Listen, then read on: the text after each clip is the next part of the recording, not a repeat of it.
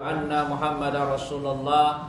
Allahumma salli ala Sayyidina Muhammad wa ala ali Sayyidina Muhammad. Rabbi israhli sadri wa yassir li amri wa hlul 'uqdatam min lisani yafqahu qawli. Rabbi zidni ilma, Rabbi zidni ilma, Rabbi zidni ilma. Allahumma faqihni fid din wa 'alimni da'wi bil Qur'anil Karim. Rabbi a'udzubika min hamazati syayatin wa a'udzubika Rabbi ayahdurun. Innahu min Sulaiman wa innahu bismillahirrahmanirrahim. Amma ba'du. Pertama-tama tentu marilah kita bersama-sama mengucapkan puji syukur kehadirat Allah Subhanahu wa taala atas segala nikmat yang telah Allah berikan kepada kita, baik berupa iman dan Islam, kesehatan, kesempatan, dan semua nikmat-nikmat yang tidak bisa kita sebutkan satu persatu. Marilah kita selalu bersyukur kepada Allah Subhanahu wa taala sebagaimana yang Allah telah sampaikan kepada kita, yaitu la in syakartum la azidannakum. Bersyukurlah dengan nikmat yang telah kuberikan, maka aku tambahkan nikmat tersebut. Maka tiada jalan lain bagi kita semuanya kecuali bersyukur kepada Allah Subhanahu wa taala supaya Allah melimpahkan dan menambahkan nikmat kepada kita. Selawat teriring salam tentu selalu kita sampaikan kepada yang mulia dan agung, penutup Nabi dan Rasul, Baginda Muhammad sallallahu alaihi wasallam. Semoga segala kebaikan tercurah kepada beliau, para sahabat dan para pengikutnya sampai akhir zaman. Insyaallah mudah-mudahan kita semua yang mengikuti sunnahnya, meniti jalan-jalan yang telah dilalui oleh beliau, kelak mendapatkan syafaat Allah melalui Rasul kita di yaumil hisab. Amin ya rabbal alamin. Mudah-mudahan sekalian, masjid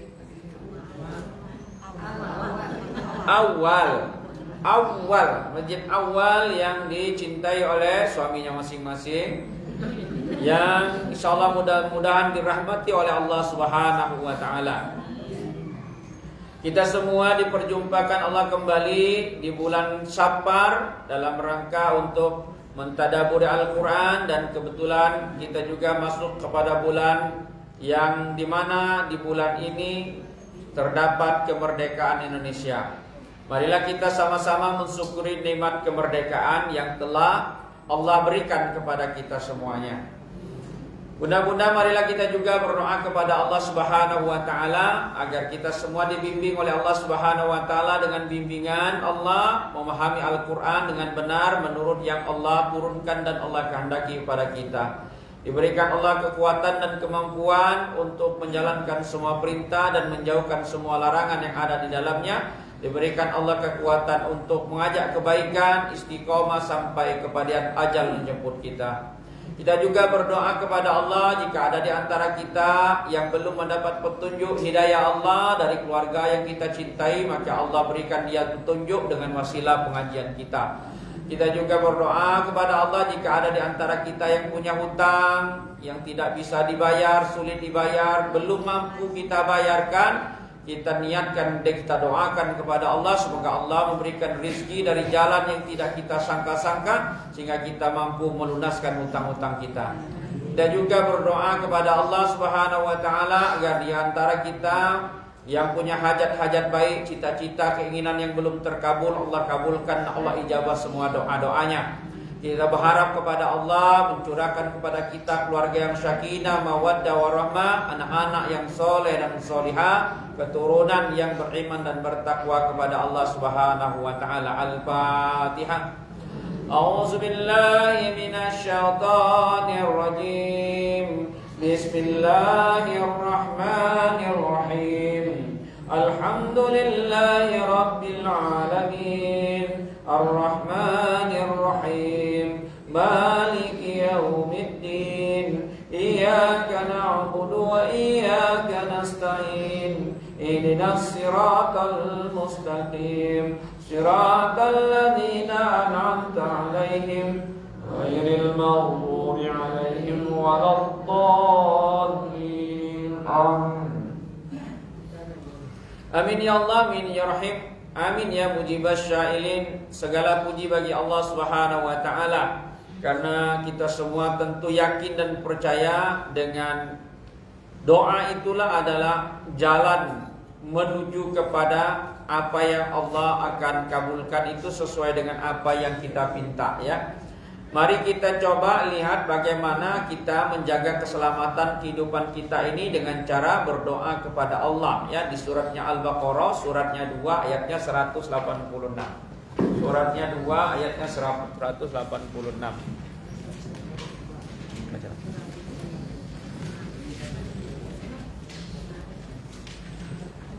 A'udzu billahi minasy syaithanir rajim. Bismillahirrahmanirrahim. Wa idza sa'alaka 'ibadi 'anni fa inni qarib ujibu da'watad da'i idza da'an falyastajibu li wal yu'minu bi la'allahum yarshudun. Sallallahu alaihi. Silakan dibaca artinya Bunda.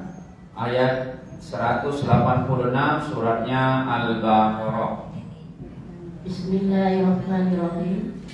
Dan apabila hamba-hambaku bertanya kepadamu Muhammad tentang aku, maka sesungguhnya aku dekat.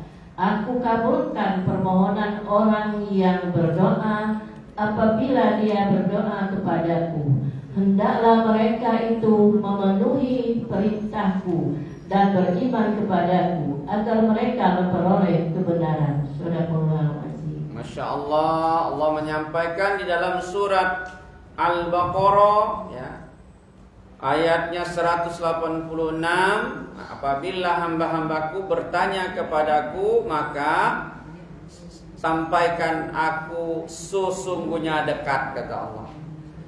Bahkan Allah menyampaikan, aku kabulkan permohonan orang yang berdoa apabila dia berdoa kepadaku. Jadi Allah itu menunggu kita, ya. Allah menjanjikan pengabulan doa, aku kabulkan. Justru Allah menyampaikan itu sebelum kita minta. Jadi kalau kita minta sudah ditunggu sebenarnya. Allah itu nunggu. Kenapa? Aku kabulkan permohonan orang yang berdoa. Jadi jangan nggak mau berdoa karena Allah sedang menunggu doa kita, ya. Apabila dia berdoa kepadaku, siapa saja yang berdoa telah ditunggu doanya oleh Allah. Hendaklah mereka memenuhi perintahku dan beriman kepadaku agar mereka memperoleh kebenaran.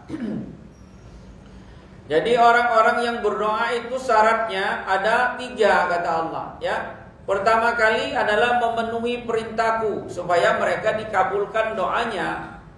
Yang kedua, mereka beriman kepadaku, kata Allah. Jadi orang-orang yang ngikut petunjuk Allah, beriman kepada Allah dan dalam kebenaran, ya, mengerjakan kebaikan, doanya baik. Jadi syaratnya pasti dikabulkan Allah. Semua doa kita pasti akan diijabah oleh Allah Subhanahu wa taala, ya.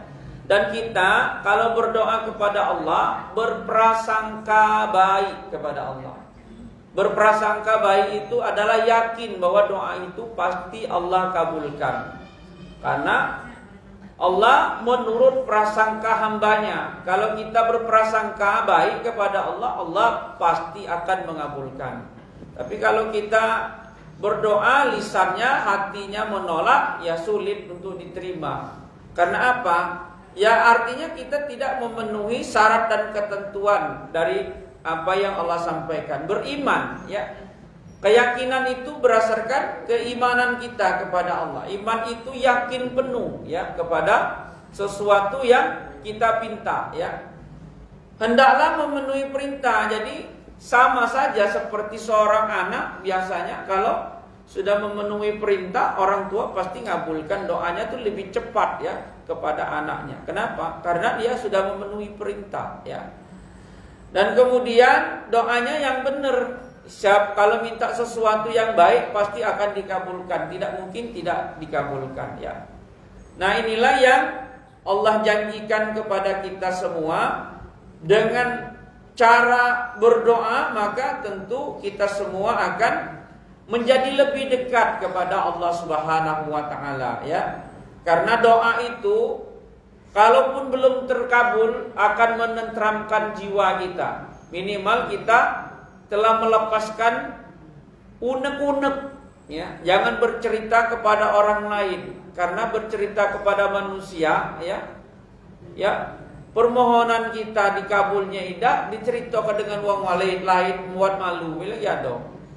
Ya, segala apa yang menjadi aib kita bisa diceritakannya kepada orang lain. Lebih baik kita mintanya sama Allah saja ya. Jangan kejinguan bahasa Palembang itu ya. Apa yang ada di dalam dapur kita ya, kita minta saja kepada Allah Subhanahu wa taala ya. Jadi inilah cara yang paling efektif, inilah cara yang paling benar supaya kita itu menapaki jalan keselamatan ya.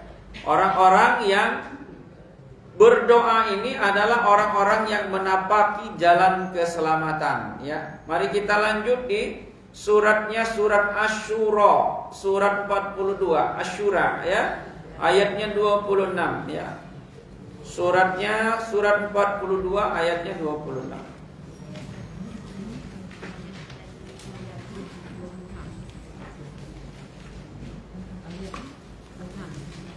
Suratnya 42 ayat 26. Silakan dibaca giliran. Surat 42 ayatnya 26. Ayatnya 26. Bismillahirrahmanirrahim. Dan dia memperkenankan doa orang-orang yang beriman dan mengerjakan kebaikan serta menambah pahala kepada mereka dari karunia-Nya. Orang-orang yang ingkar akan mendapat azab yang sangat keras. Shadaqallahul azim. Dia memperkenankan doa orang-orang yang beriman dan mengerjakan kebajikan serta menambah pahala kepada mereka dari karunia-Nya. Orang-orang yang ingkar akan mendapat azab yang sangat keras ya. Jadi Allah ini memperkenankan doa orang-orang yang beriman ya. Jadi kita semua diperkenankan doanya ya. Makanya penting sekali meyakini doa itu dikabulkan.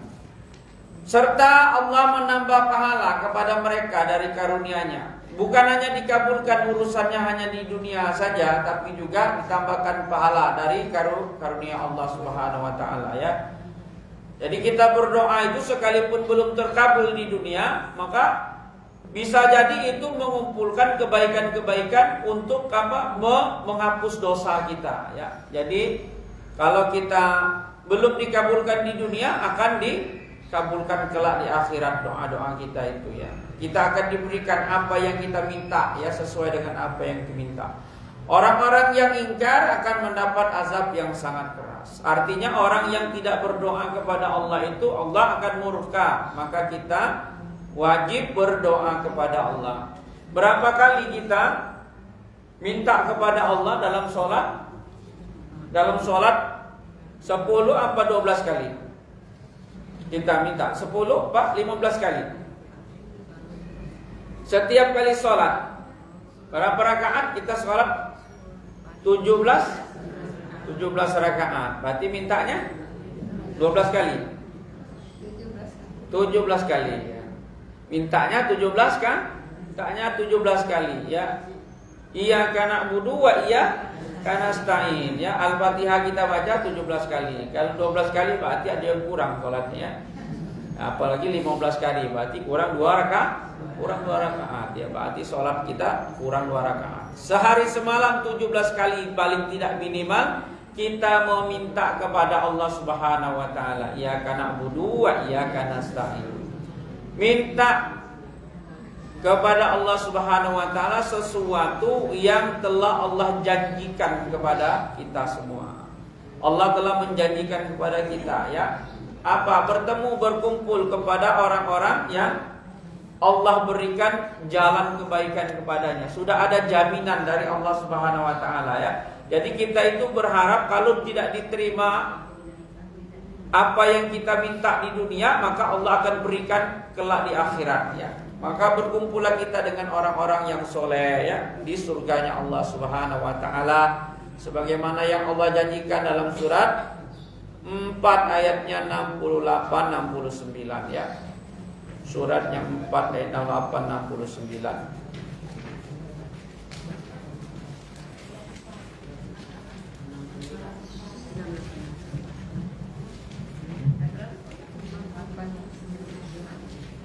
Bismillahirrahmanirrahim. Dan pasti kami tunjukkan kepada mereka jalan yang lurus. Dan barang siapa mentaati Allah dan Rasul Muhammad, maka mereka itu akan bersama-sama dengan orang yang diberikan nikmat oleh Allah, yaitu para nabi, para pencinta kebenaran, orang-orang yang mati syahid, dan orang-orang soleh. Mereka itulah teman yang sebaik-baiknya. Sallallahu alaihi. Insyaallah ya, Allah menyampaikan kepada kita bahwa Allah pasti kami tunjukkan jalan yang lurus. Karena apa? Kita berdoa kepada Allah ya, doa kita 17 kali itu minta Shiratal mustaqim. Pasti kami tunjukkan jalan yang lurus, kata Allah Subhanahu wa taala, bahwa barang siapa yang mentaati Allah, mentaati Rasul. Jadi kalau kita mentaati Allah, mentaati Rasul, maka Allah menjanjikan kepada kita itu akan diberikan nikmat. Sebagaimana Allah telah memberikan nikmat kepada para nabi, dengan para siddiqin, pencinta kebenaran, dan orang-orang yang mati syahid, dan orang-orang yang soleh. Orang-orang pencinta kebenaran itu orang yang membenarkan apa yang disampaikan kepadanya. Ya, ajaran Al-Quran itu adalah ajaran yang diturunkan Allah melalui Rasulullah SAW, dan kita benarkan apapun isinya. Ya, kalau kita sudah membenarkan, yakin semua apa yang isinya itu adalah firman dari Allah Subhanahu wa taala, maka itu adalah orang yang pencinta kebenaran, ya, pencinta kebenaran. Orang-orang yang paling tidak kita bertemu dengan orang-orang soleh, ya, orang-orang yang baik, ya, orang-orang yang baik, orang-orang yang soleh, ya. Maka kita pasti akan diberikan Allah jalan, ditunjuki jalan kepada kita semuanya, ya. Siapa saja yang mau mencari jalan itu, ya, Allah pasti akan memberikan jalan kepada orang-orang yang mencari jalan. Kalau tidak mencari jalan, ya tidak akan diberi. Suratnya surat 29. Suratnya 29. Ayatnya 69. Suratnya Al-Ankabut ayatnya 69. Suratnya Al-Ankabut ayatnya 69.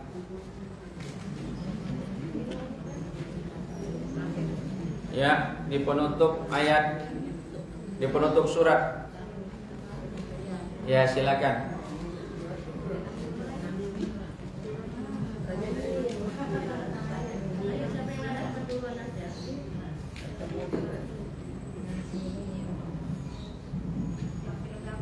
Bismillahirrahmanirrahim. Dan orang-orang yang berhijab, orang-orang yang berjihad untuk mencari keriduan kami akan tunjukkan kepada mereka jalan-jalan kami, dan sungguh Allah beserta orang-orang yang berbuat baik. Subhanallah. Orang-orang yang berjihad untuk mencari keriduan kami tunjukkan mereka jalan-jalan kami. Jadi kita juga perlu upaya. Kita berdoa itu upaya. Jadi sungguh-sungguh berupaya. Jangan satu kali, dua kali berdoa sudahlah, tidak mungkin. Jadi terus menerus, ya, berdoanya terus menerus. Sepanjang kita hidup kita butuh doa. Sepanjang kita hidup kita terus berdoa kepada Allah Subhanahu wa taala. Karena doa itu bukan hanya dibutuhkan oleh kita, tapi dibutuhkan oleh orang-orang yang beriman, dibutuhkan oleh keluarga kita, ya. Juga termasuk yang di dalam kubur, menunggu doa, mengharap doa. Minal mu'minina wal mu'minat, doa kita itu seluruh orang-orang muslim, maupun kita yang ada di dalam kubur dari orang-orang yang sebelum kita, yaitu dari nenek moyang kita, menunggu doa dari kita, ya. Kita coba merenung, bayangkan kalau kita sudah di dalam kubur, tidak ada yang bisa kita lakukan kecuali penambahan kebaikan itu daripada doa orang yang lagi hidup dari keluarga kita. Tidak ada yang bisa kita harap kecuali itu. Sampai kapan? Sampai Allah menetapkan kiamat. Kalau sudah kiamat, habis. Kenapa? Sudah mulai perhitungan amal nanti di mizan, ya. Ada perhitungan amal. Sebelum itu belum dihitung perhitungan amal, masih ditambahkan. Kenapa? Maka Allah menyampaikan ampunan Allah, rahmat Allah itu lebih luas daripada ancaman Allah, ya. Kenapa? Kita mungkin banyak dosa, tapi ampunan Allah itu lebih luas. Maka saking lebih luas ampunan Allah itu, Allah masih memberi kesempatan sekalipun kita tidak bisa berbuat kebaikan lagi. Mungkin dari anak cucunya masih berdoa, berharap kita semua yang hidup ini masih memberikan kesempatan kita untuk menambah amal kebaikan. Tidak mungkin lagi nambah dosa, wong lala mati. Tapi masih bisa nambah kebaikan dari 3 perkara. Sebagaimana yang disampaikan oleh Rasulullah, anak yang soleh, ilmu yang bermanfaat, kemudian kebaikan selama hidupnya, infak, wakaf, sodako yang berupa masjid yang dibangun walaupun sebesar sangkar burung. Artinya apa? Semen sesak bejadilah. Yang penting ada kebaikan-kebaikan yang kita tinggalkan di atas dunia ini. Mungkin mushaf Al-Quran, ya. Satu buah Al-Quran jadilah alhamdulillah, ya. Nah, itulah yang diharap, makin banyak makin baik, ya. Ilmu semuanya banyak di atas dunia ini, semuanya ilmu. Tapi ilmu yang kekal abadi, yang terus terpakai itu ilmu apa? Ilmu agama. Ilmu agama itu ilmu yang terus terpakai. Kenapa? Kalau kita ngajarin orang, apalagi dari keluarga kita, anak-anak kita, ya, kerabat kita, Al-Fatihah. Kita ngajari mereka Al-Fatihah. Al-Fatihah itu di bawah sholat 17 kali setiap hari. Kalau kita yang ngajarin, berarti 17 kali tiap hari kita boleh amal kebaikan. Dari orang-orang yang telah ngerti baca Al-Fatihah dari kita. Makanya kita itu kalau bisa anak-anak jangan diajari orang lain. Kita sendiri ngajarin dia. Punya cocong, sini cung, aku ajarin. Kenapa? Karena kita berharap pahala yang lebih luas, ya. Bagaimana nanti cocong kita pinter jadi guru juga, jadi ulama, dia ngajari wong lagi dengan Al-Fatihah yang pernah kita ajarin dengan dia. Maka itulah yang berlipat-lipat jadi tambahan amalan kita, ya. Jadi doa kita itu sangat dibutuhkan oleh orang yang telah meninggal, ya. Maka kalau kita teringat dengan orang tua, jangan teringat saja, ya. Mulailah berdoa, minimal membaca Al-Fatihah. Kirimkan doa kita, kemudian bacakan Al-Fatihah. Al-Fatihah itu sodako kita, ya. Doa kita kepada orang-orang yang telah mendahului kita, ya. Masya Allah, ya. Jadi dengan jalan itu maka insya Allah mudah-mudahan kita masih bersama orang-orang baik. Maka kita bisa bertemu dengan teman yang baik. Tidak bertemu di dunia dengan para nabi, kelak pasti bertemu di akhirat. Karena kita minta terus, ya. Karena kita minta terus, pasti akan ketemu dengan mereka, ya. Dengan mereka kita akan berkumpul dengan orang-orang yang memang saling mengingatkan dalam kebaikan, ya. Maka tidak ada yang bisa saling mengingatkan, bertegur sapa baik di dunia dan akhirat kecuali orang-orang yang dalam kebaikan, ya. Mari kita lanjut di surat berikutnya, ya. Surat Luqman, ya. Surat Luqman ayat 1 sampai 5 ya. Surat 31.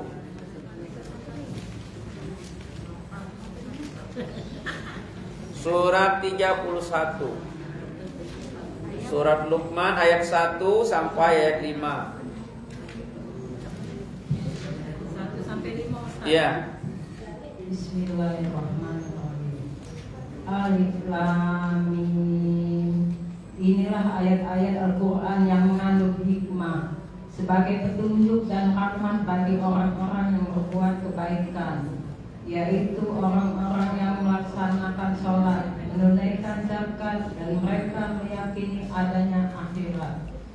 Mereka orang-orang yang tetap mendapat petunjuk dari Tuhannya, dan mereka itulah orang-orang yang beruntung. Shadaqallahul azim. Ya, Allah menyampaikan orang-orang yang meyakini Al-Qur'an, ya, yang punya hikmah itu Al-Qur'an. Ayat-ayatnya itu mengandung hikmah. Jadi doa-doa kita, ya, dari Al-Qur'an itu punya hikmah. Saking punya hikmahnya, kenapa orang-orang yang senang membaca Al-Qur'an? Karena dengan hikmah Al-Qur'an itu bukan hanya menyembuhkan penyakit batin saja, penyakit zohir juga.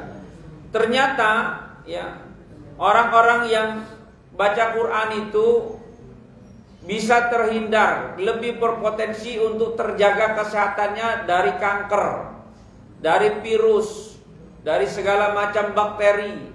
Karena ternyata virus, bakteri, dan penyakit-penyakit yang kuman-kuman kecil itu juga kalau mendengarkan Al-Quran itu berhenti beraktivitas. Dia tuh merenung dan mendengarkan.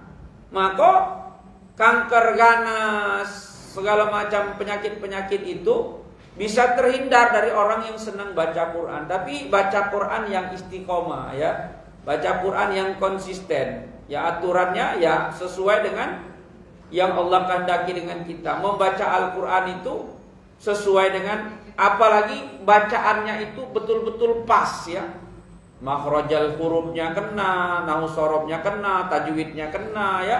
Nah, itu yang lebih baik lagi, waktu-waktunya itu waktu yang malam hari, ya, malam-malam hari, sepertiga malam, itu lebih mantap lagi, ya, membaca Al-Qur'annya, ya. Bukan hanya mendapat hikmah, tetapi juga menyembuhkan penyakit dan bahkan cenderung menjaga kita makin imunnya makin kuat, imunitas kita makin kuat. Jadi baca Quran itu luar biasa. Tapi tentu membaca Al-Qur'annya harus selaras dengan kehidupan akhlaknya, ya. Ada orang yang baca Quran tapi akhlaknya itu tidak sesuai dan selaras, maka kesehatannya tidak tercermin. Coba bayangkan Bunda, kalau kita marah sama orang itu, ya, kalau masih muda nggak kelihatan, nggak terasa, paling-paling panas badan, ya, kalau marah, ya. Tapi kalau sudah tua, kalau marah, badan kita gemetar, ya. Badan kita bergemetar, kadang-kadang tulang-tulang terasa remuk kalau mau marah, ya. Nah, itu apa? Itu artinya banyak sekali sel-sel yang hancur. Karena apa? Karena kita menzolimi diri kita sendiri. Maka lebih baik kita menghindari sebenarnya dari kemarahan, ya. Berupaya untuk menghindari. Semakin banyak menghindari itu semakin bagus, ya. Supaya apa? Supaya konsep Al-Quran yang kita baca itu sesuai dengan apa yang di dalam imunitas tubuh kita itu selaras dengan adab dan akhlak yang kita lakukan, sehingga dia bisa mempengaruhi dan punya dampak. Bukan hanya satu huruf 10 kebaikan saja, tapi penyakit lahir dan batin. Dan ini bukan hanya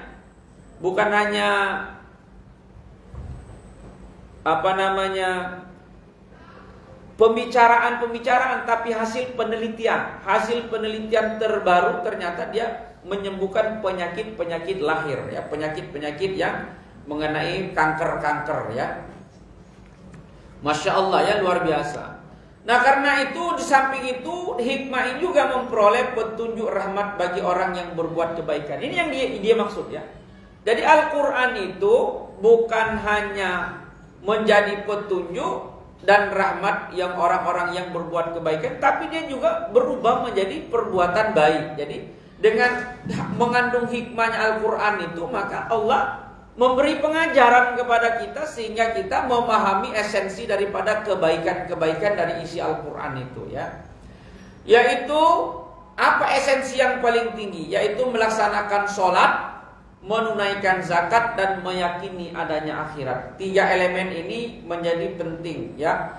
Karena apa? Orang yang sholat, orang yang menunaikan zakat, dan tidak meyakini adanya akhirat juga tidak akan menjadi mereka makin takut dan makin patuh kepada Allah Subhanahu wa taala. Orang yang percaya adanya akhirat ini, orang ini menjadi lebih takut kepada perbuatannya, ya. Selalu merasa ada ancaman. Nah, setiap perbuatan kita ini kan harus ada motivasi. Kenapa kita berbuat tidak takut kepada apa yang kita lakukan? Karena tidak ada motivasi ancaman dari Allah. Karena apa? Karena kita tidak meyakini adanya akhirat. Tapi kalau kita meyakini adanya akhirat, meyakini ada akhirat itu bukan iya tahu ada kiamat, bukan seperti itu saja. Tetapi kita sadar bahwa isi Quran itu sesungguhnya ancamannya itu kepada kita yang melakukan perbuatan buruk. Nah, karena kita takut melaksanakan menerima ancaman perbuatan buruk yang kita lakukan itu, maka kita menghindari dari perbuatan buruk. Inilah yang disebut dengan meyakini adanya akhirat. Dan orang-orang ini jika terus dia konsisten terus menerus, mereka inilah yang disebut dengan orang-orang yang beruntung. Kata Allah Subhanahu wa taala, mereka ini adalah orang-orang yang beruntung, ya. Orang yang beruntung. Jadi ilmu tidak harus bersama Al-Quran. Ilmu itu akan bisa masuk kalau kita memahami esensi daripada apa yang kita baca dari Al-Quran, ya. Menjadikan hikmah, menjadikan Al-Quran itu mengandung hikmah-hikmah yang bisa kita tarik pelajaran dari dalamnya, ya. Jadi kalau kita tidak mendapatkan pelajaran yang di dalamnya, kita tidak akan takut kepada Allah Subhanahu wa taala, ya. Kita lanjut di suratnya 6 ayatnya 41. Suratnya 6 ayatnya 41.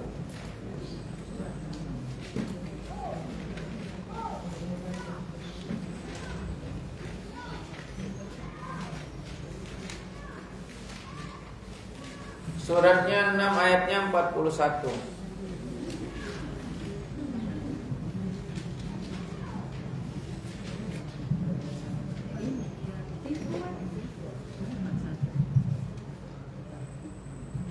Bismillahirrahmanirrahim. Tidak hanya kepada yang kamu minta tolong jika dia menghendaki,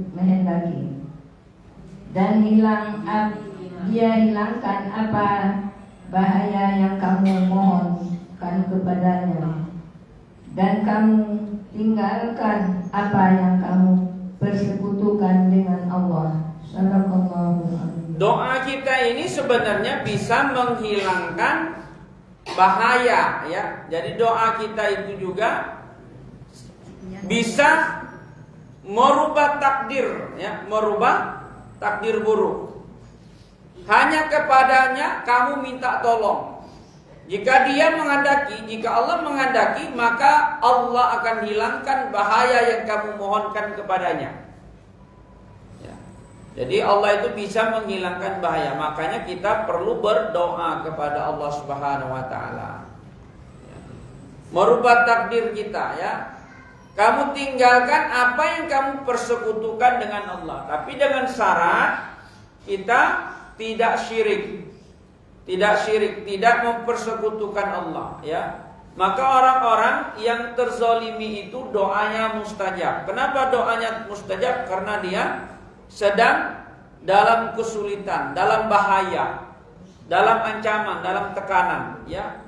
Mudah sekali Allah akan mengabulkan doa-doanya, ya. Ya, orang-orang yang terzalimi itu macam-macam, ya. Terzalimi, ya mungkin manusia kadang-kadang ngomong terzalimi, tapi menurut versi Allah tidak terzalimi, bisa saja terjadi seperti itu. Tapi kita kadang-kadang terzalimi orang-orang lain dalam kehidupan kita itu Minta saja kepada Allah Subhanahu wa taala, maka Allah akan memberikan penggantinya. Maka kadang-kadang banyak sekali kejadian kita itu ditutup orang celah, misalnya untuk maju jabatan, ya. Tapi tidak usah takut, tidak usah khawatir, nanti Allah akan buka dari jalan yang lain, ya. Justru itu bagus bagi kita. Kalau orang yang menutup celah itu justru bagus bagi kita, karena kita yakin kepada Allah. Syaratnya apa? Syaratnya ketika kita terjepit jangan minta bantuan kepada yang lain, ya. Jangan mempersekutukan Allah. Misalnya orang sudah sakit, tidak ada pilihan lagi, akhirnya nyari dukun. Nah, misalnya orang nak nyari jabatan, tidak ada pilihan lagi, sehingga dia nyokok. Misalnya orang apa lagi, ya, berdagang, misalnya kepepet karena tidak laris-laris, akhirnya nyari penglaris yang dari hal-hal yang syirik, ya. Banyak sekali yang syirik, atau dia menyembah manusia, menyembah manusia itu apa? Tauhid. Misalnya bos, ya, menjilat ke atasan. Nah, itu namanya menyembah tauhid, ya. Percaya kepada manusia, bergantung kepada selain Allah. Nah, itu tidak mungkin Allah akan menghilangkan bahaya kepadanya, ya. Orang yang tidak mempersekutukan Allah, mereka tunduk patuh kepada Allah, kepada titik di mana dia tidak mampu lagi mengupayakan segala sesuatu, angkatlah tangan kita tinggi-tinggi kepada Allah, pasti Allah akan kabulkan doa kita, ya. Kita sudah berupaya, tiba-tiba kita tidak bisa lagi mentok. Sana tidak bisa, sini tidak bisa, ya. Anda mintalah kepada Allah Subhanahu wa taala. Pasti Allah memberikan makhroja, jalan keluar yang tidak kita sangka-sangka, ya. Tapi syaratnya itu saja. Kita kalau di ujung-ujung biasanya setan menggoda kita untuk mencari alternatif jalan yang syirik. Pasti akan mencari alternatif. Apalagi persaingan yang keras, ya, persaingan yang keras, ya. Mencari alternatif, minta bantuan kepada selain Allah. Nah, Allah tidak suka seperti itu. Sebagaimana para nabi dan rasul, ya, pada titik terakhir ketika Nabi Musa di depan Laut Merah, dia minta kepada Allah. Terjepit, lah dikejar sama Fir'aun. Mau mana lagi? Lihat pinggir laut. Dan angkat tangan, ya Allah. Kamilah diperintahkan, bawalah kau ke pinggir Laut Merah ini. Kamilah sudah melok, lah sudah nak terjepit. Mau mana ini kira-kira, ya Allah, petunjuk selanjutnya. Minta kepada Allah, tidak usah panik. Maka turun perintah, kau kan punya tongkat di tangan kau tuh, kebuklah tongkat itu ke laut, kata Allah. Nanti kebuklah ke laut, terbukalah laut itu. Nah, itulah solusi. Solusi itu dengan apa yang kita punya biasanya, ya. Seperti Nabi Ibrahim, ya, dibakar, tidak ada dia minta. Sekalipun malaikat turun meminta kepada Ibrahim, kau angkat tangan minta kepada Allah, karena nanti kami akan membantu. Kata Ibrahim, biarlah ini urusan aku. Aku ikhlas, aku ridho, ya. Aku ikhlas, aku ridho dengan apa yang Allah timpakan kepadaku. Allah akan menurunkan, bahkan Allah kemudian menurunkan sendiri, mendinginkan. Panas itu seperti salju, seperti es dinginnya, ya, berubah bentuk menjadi dingin, ya. Atau Nabi Sulaiman yang ketika sakit, ya, sakit, akhirnya karena dia sakit, dia berdoa kepada Allah, ya Allah, berikan aku kerajaan yang tidak dimiliki orang sebelum dan sesudahku, ya. Orang-orang yang sakit itu doanya mustajab, ya. Jadi kita minta doakan, bukan kita doakan dia, kita minta doa ke dia, ya, karena dia doanya mustajab orang sakit. Tapi sakit orang itu tentu wong yang sakit itu juga dalam keadaan iman kepada Allah, ya.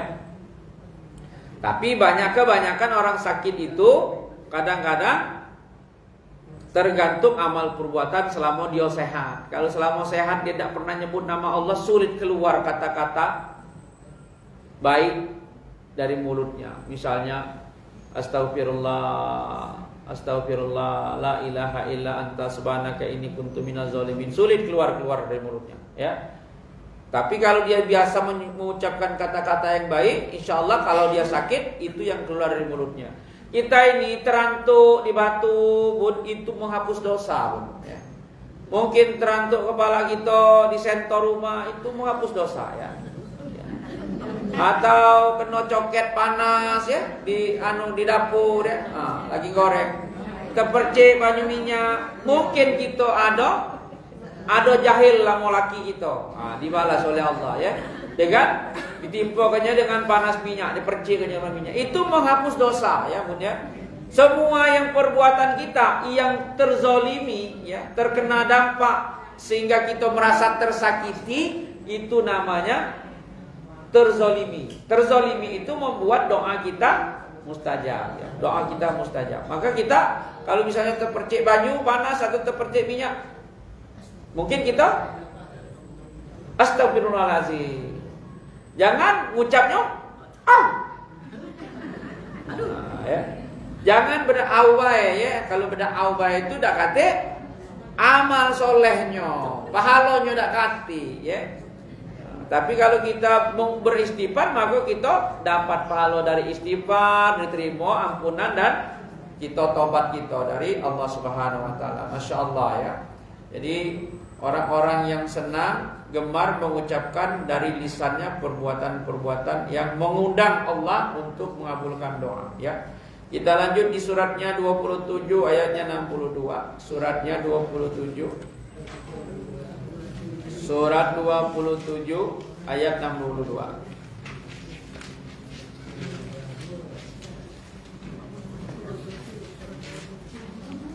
Suratnya 27 An-Naml ayatnya 62. Bismillahirrahmanirrahim. Bukankah Dia Allah yang memperkenankan doa orang yang dalam kesulitan apabila dia berdoa kepadanya dan menghilangkan kesusahan dan menjadikan kamu manusia sebagai khalifah pemimpin di bumi. Apakah di samping Allah ada Tuhan yang lain? Sedikit sekali nikmat Allah yang kamu ingat. Sadaqallahul azim. Maka Allah menyampaikan, ya, Allah memperkenankan doa orang yang dalam kesulitan. Maka kita kalau paham dengan ilmunya Allah, kalau kita lagi sulit itu justru Allah sedang ingin memperkenankan doa kita. Jangan kita, ya Allah, timpo terus, ya kapan, ya sudah, ya. Justru kita itu sedang diberi kesempatan untuk diperkenankan doa orang yang dalam kesulitan, ya. Nah, kesulitan masing-masing orang kan beda-beda. Ada yang mungkin kurang hilang duit 100.000 tuh rasanya mungkin, oh ya Allah, dah kati nian. Rasa dunia ini gelap, dah kati duit 100.000, ya. Tapi ada uang yang duit 100 juta bagi dia belum apa-apa. Dia bahkan ada utang mungkin 100 miliar, belum gelap dia, ya. Jadi masing-masing orang itu kan berbeda-beda gelapnya, ya. Kadang-kadang dia buntunya 100.000 lah buntunya pikirannya, ya. Nah, makanya kesulitan tuh ukurannya berbeda-beda. Masing-masing orang itu kesulitan berbeda-beda, ya. Ada orang yang kesulitannya menurut ukuran kita, anak bujang gadis, ya. Kadang-kadang karena dia tidak tahu ilmu agama, ya, minum baygon. Ya, minum baygon, apa namanya? Bunuh diri, ya, macam-macam, ya. Itu kenapa, ya? Karena pikiran sempit. Padahal kalau kita lihat, apa dia kayak budak itu? Cuma gara-gara urusan apa namanya? Yang lanang mutus cintanya sudah lah seluruh dunia gelap. Iya. Nah, itu kenapa? Karena kita sudah lebih luas memandangnya dari mereka, ya. Tapi kondisi itu mungkin berbeda kalau yang menghadapi itu ketika umur kita juga seperti mereka. Mungkin itu berat, ya, ukurannya. Maka ukuran luas atau tidaknya kesulitan itu sebenarnya kondisi itu tergantung dari keilmuan kita. Dari keilmuan kita. Coba tadi yang keuangannya dia biasa mengelola uang yang triliun-triliun. Bagi dia uang yang 100-200 miliar dia ngutang tuh biasa wae. Tapi karena kita tidak punya ilmu, dah kata duit 100.000 pun tu akal. Mak manusia, ya Allah, pinjam sana tak bisa, pinjam sini tak sini, juga susah. Mikir, apa dia yang kau pikir? Dah kata duit 100.000 pinjam, tolong.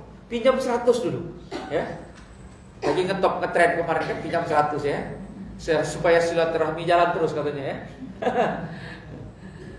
Kenapa? Karena ilmunya tidak ada. Maka oleh karena itu orang-orang butuh ilmu. Semakin ilmunya luas, semakin dia mudah memahami untuk mengatasi solusi. Nah, setinggi-tinggi ilmu itu ilmu agama. Maka kalau orang ada kesulitan, dia larilah kepada agama.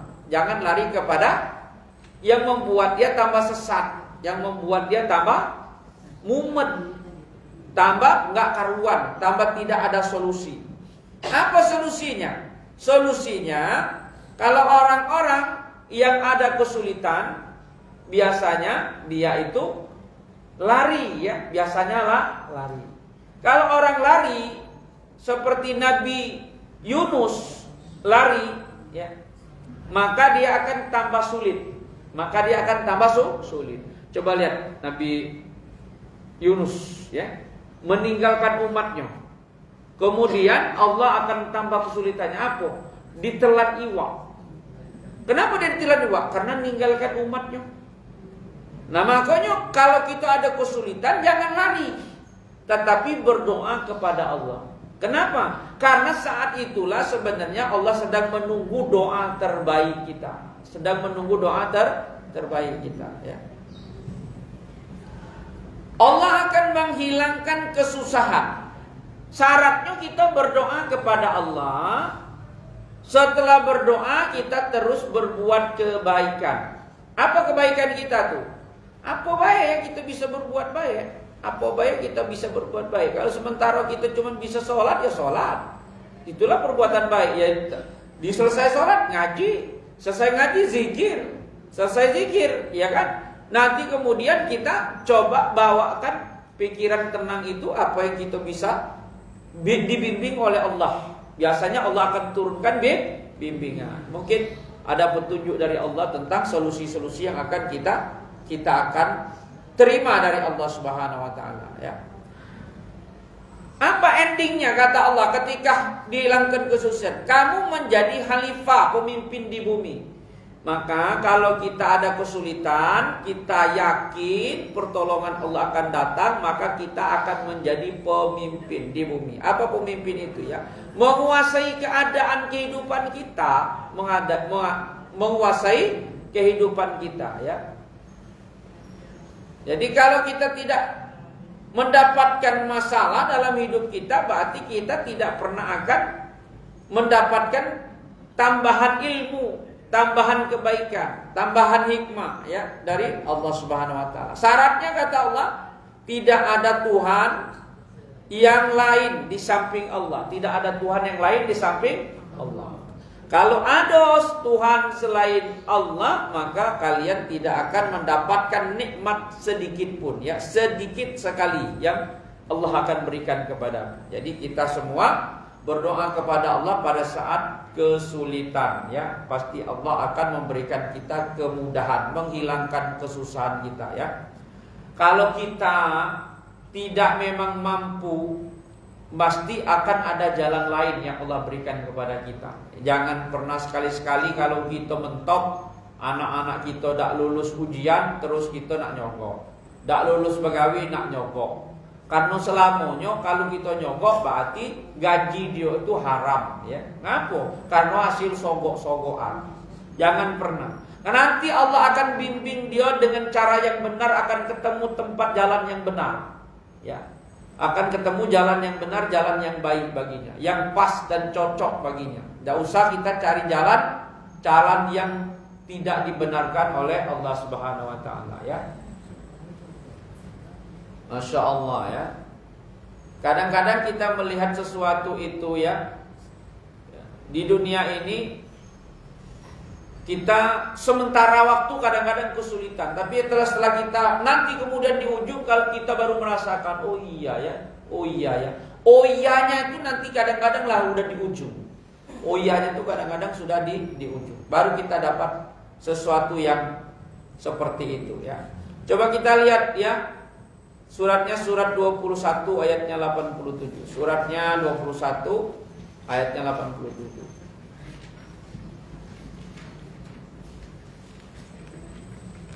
Surat Al-Anbiya ayatnya 87. Bismillahirrahmanirrahim.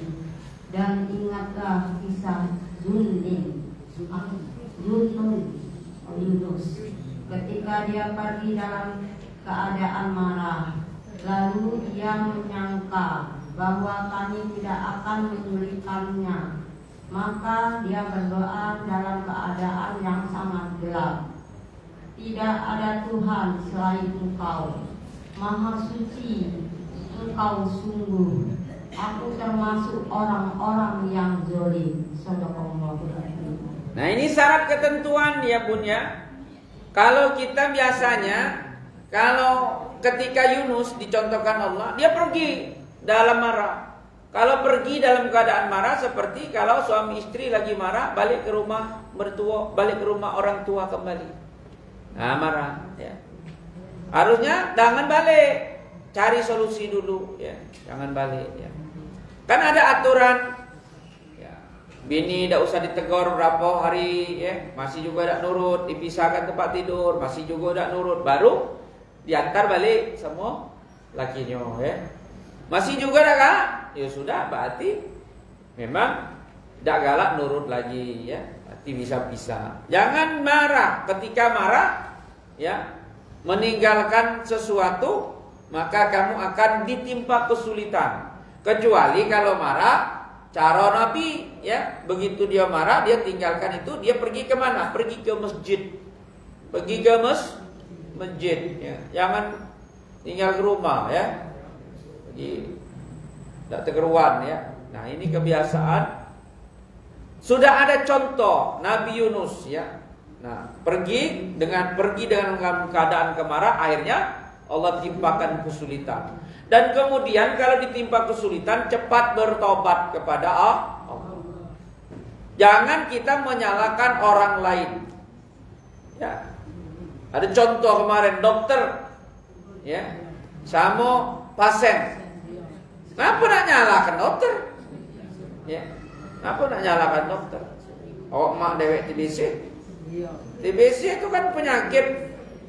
Berarti tidak jaga kesehatan rumah, kotor itu kalau TBC itu. Berarti rumahnya tidak bersih, banyak kotor di rumah. Kalau numpuk TBC itu berarti ya, memang susah diobat. Jadi kan kalau nak obat memang butuh waktu ya.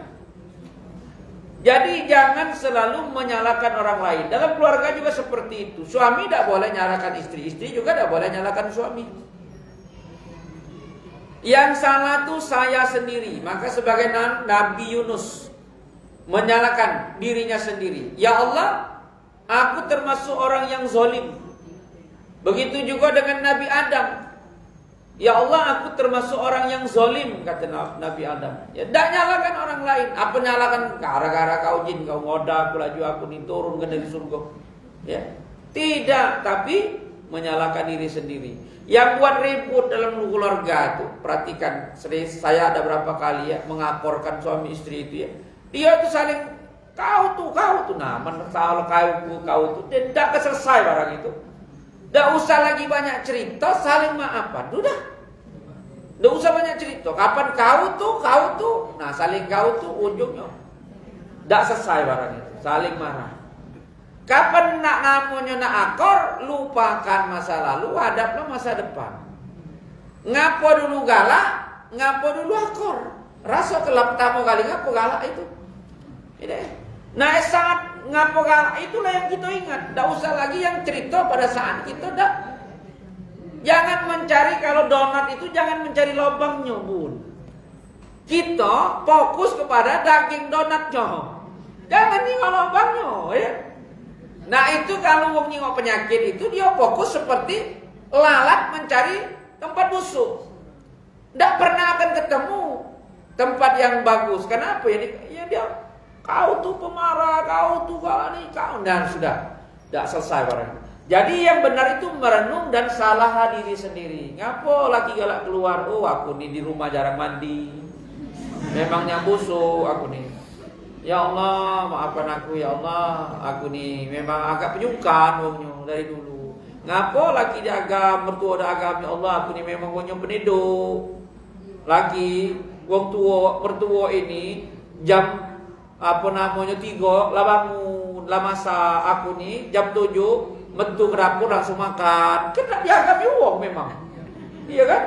Yang cah itu kan? Iya kan?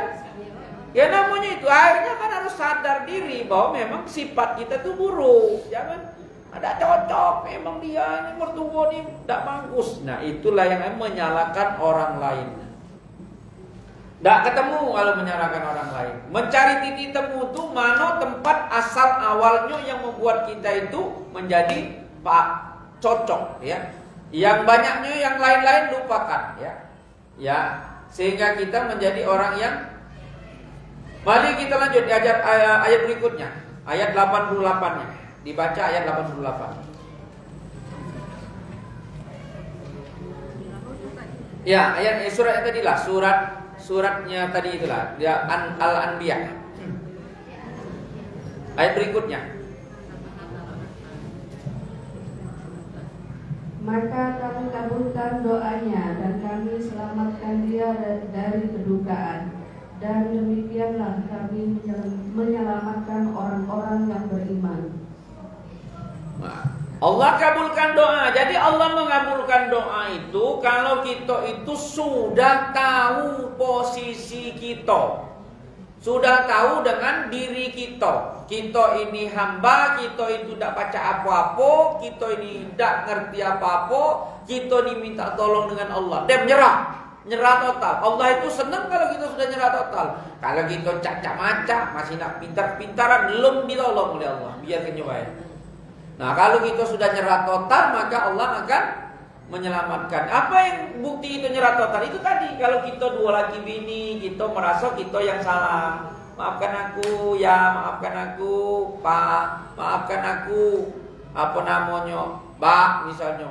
Kita yang merasa bersalah. Karena kalau kita sudah merasa bersalah berarti menyerah total. Kira-kira kalau kita ngomong itu lagi kita pasti langsung maaf dah. Maaf ke pasti. Yang buat agak lama itu kan kita ego. Dah kan minta maaf. Itulah yang membuat agak lama jadi 2 hari, 3 hari. Ini dari tegur. Ngaku? Karena kita dewe tak galak tegur. Ya. Dan prinsipnya ya. Bunda-bunda itu harus paham. Laki-laki itu tidak mau merasa dia itu diatur. Karena rijal qawamu. Laki-laki itu adalah mengamankan, mengayomi. Berarti dia sebagai orang yang merasa nak dipengin dirayu. Memang sudah karakternya seperti itu. Jadi kalau kita nak ngagang dia tidak selesai-selesai barang itu.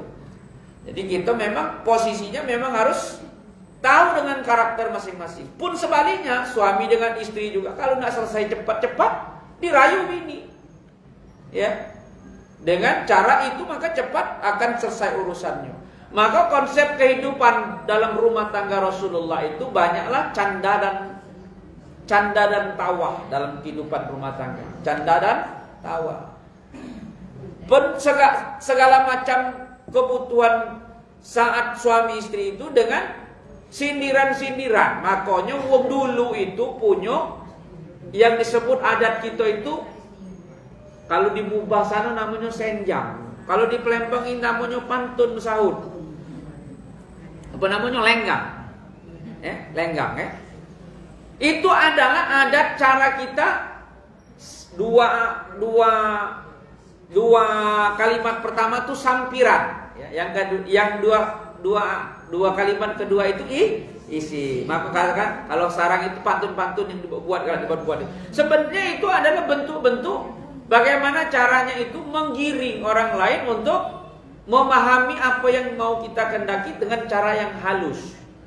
Nah, itu sebenarnya adat itu kan dibuat sedemikian rupa sebenarnya dari kandungan isi Al-Qur'an ya. Kandungan isi Al-Qur'an itu menyampaikan kepada kita tuh dengan kiasan-kiasan ya.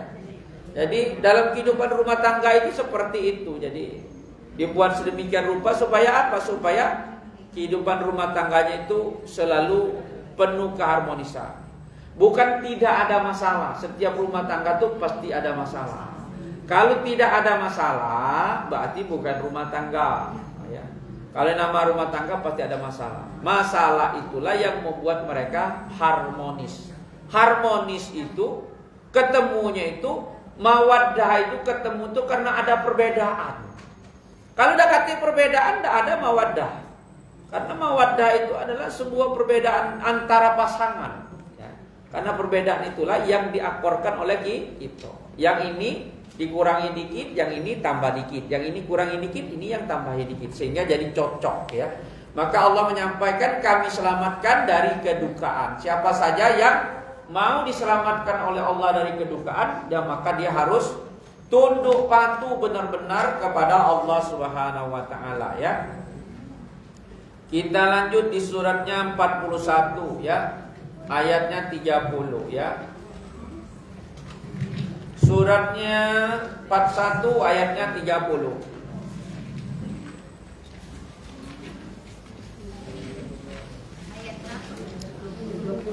Ayat 30.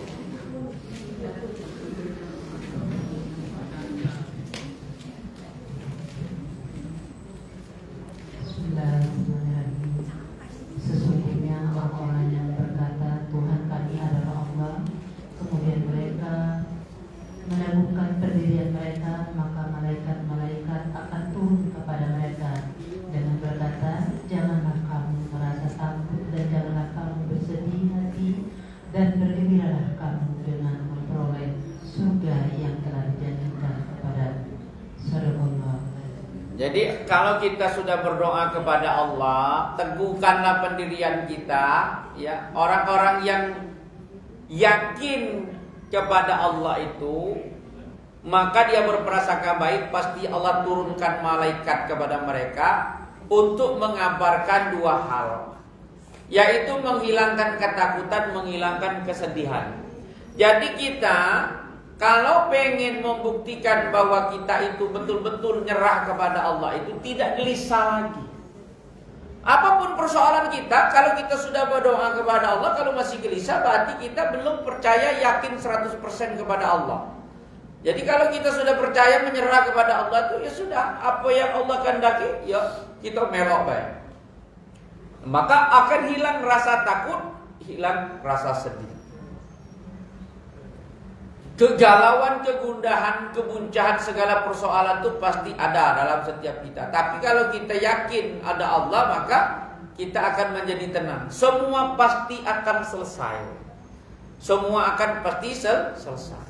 Tapi kalau kita dalam ketenangan, selesainya itu pasti baik, selesainya itu pasti benar. Se-ekstrim apapun persoalan dalam kehidupan kita, ya. Nah, inilah yang maka kita perlu, kata Allah Subhanahu wa taala itu, menghadirkan dalam kehidupan kita itu, jangan pernah kita lari dari Al-Qur'an. Jangan pernah kita lari daripada majelis ilmu. Jangan pernah kita meninggalkan tempat-tempat kita belajar. Kenapa? Karena inilah yang membuat kita itu sarana untuk bagaimana mendapatkan keyakinan dalam setiap kehidupan kita itu, menapakinya itu dengan sesuatu yang jelas, sesuatu yang terukur.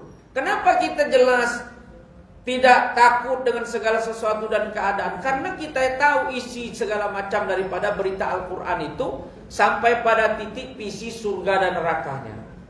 Jadi kalau kita berbuat kebaikan se-ekstrim apapun, nanti kemudian pasti Allah akan membalasnya. Membalas kepada kita, membalas juga kepada anak cucu kita. Maka orang yang membersamai kehidupan dengan Al-Quran itu pasti akan Allah balas di dunia dan dibalas di akhirat. Bahkan dengan anak keturunannya. Saya selalu memperhatikan dan banyak melihat, tetapi tentu kita melihat dengan iman. Orang-orang yang orang tuanya selalu rajin ngaji, istiqomah, Bunda perhatikan, yakin saja ya. anak keturunannya nanti Allah akan berikan keluasan dunia maupun akhirat. Pasti.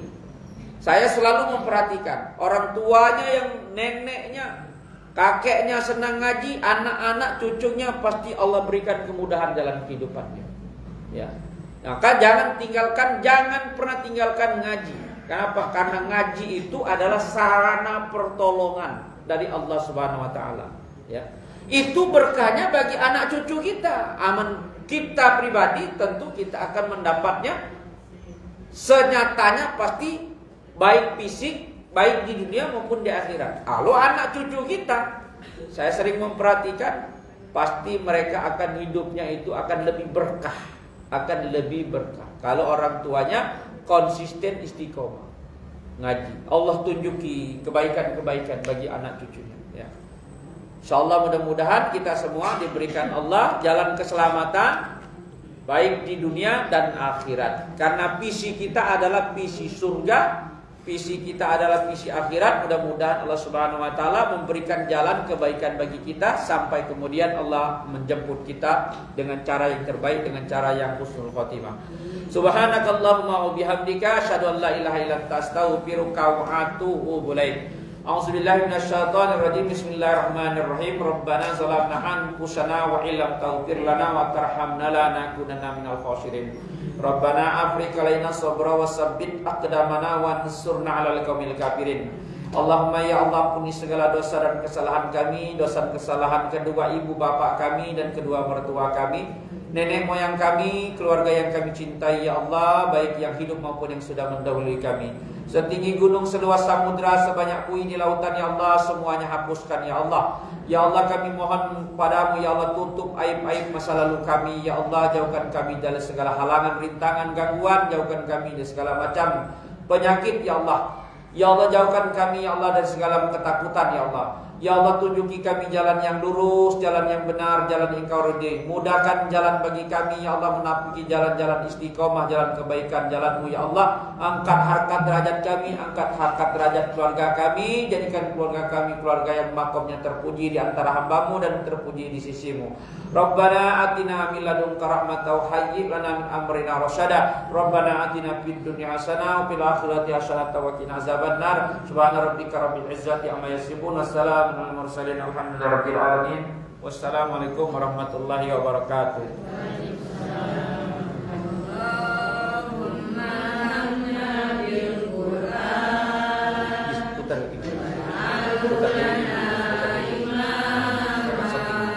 Jangan lupa balik aja. Kameranya dibalik aja. Kameranya dibalik.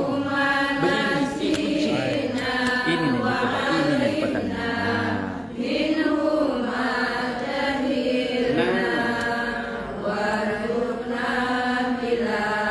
Terus putar pelan, pegang aja.